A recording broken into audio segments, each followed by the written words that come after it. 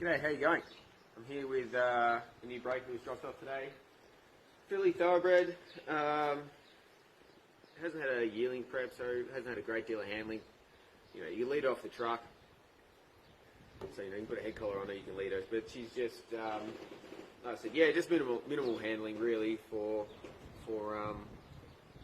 her age or what you might expect from horses coming from a yearling sale with a yearling prep. So what I'm going to do is going to do some free lunging with her. I'm going to shake the bag and stick around. Use it as an impulsion tool. The natural fear that you might feel with this.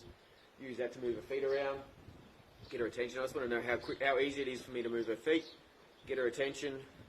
Gives me an idea of how flighty she is, how quick it takes me to get, like I said, her different movement out of her.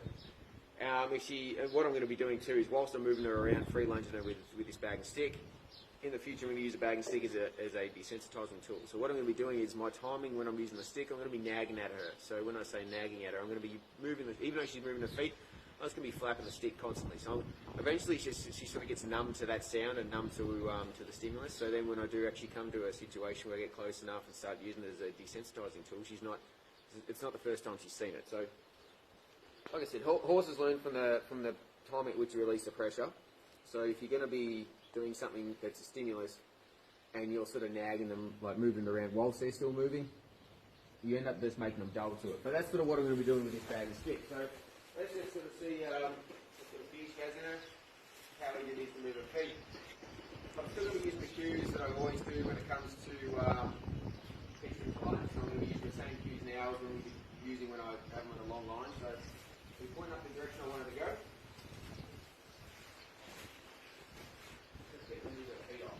I'm very interested in how quick you move. I just wanted to get forward here. Might want to just sway this around, see what sort of reaction you have.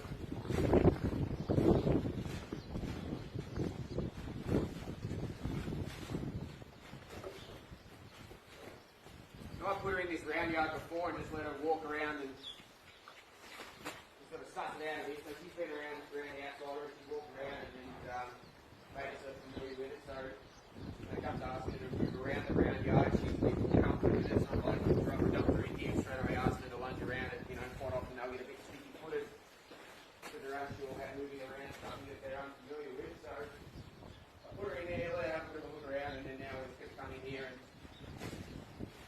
do our work. So what I'm going to be doing is pretty much similar to this. I'm going to be moving her around and then I might just sort of step in front of her to see if I can get her attention, see if she turns at me. If she does, I'm just going to release that pressure a bit. Just sort of suss out what she knows. A bit of a watch about how quick she wave that back. If I get her in a situation where she just turns to face me,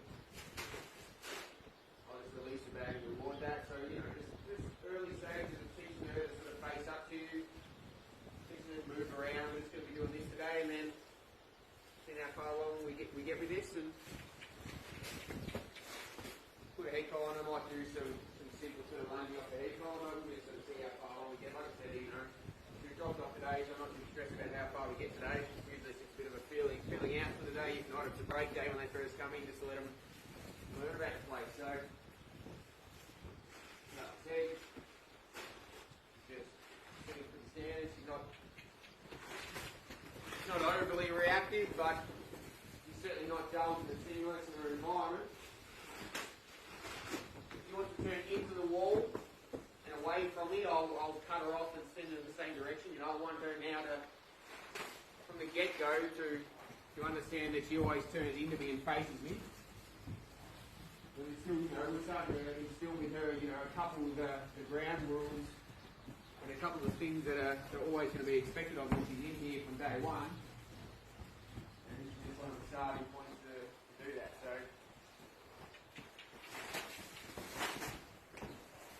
starting to draw the cue to give the lunger, starting to have her understand that she always sort of needs to look at faces. We never want her to think that she can turn her bum to us. This is then help us when we want to do some hind-quarter control drills later on. All that sort of stuff. So we're just starting to form some understanding here.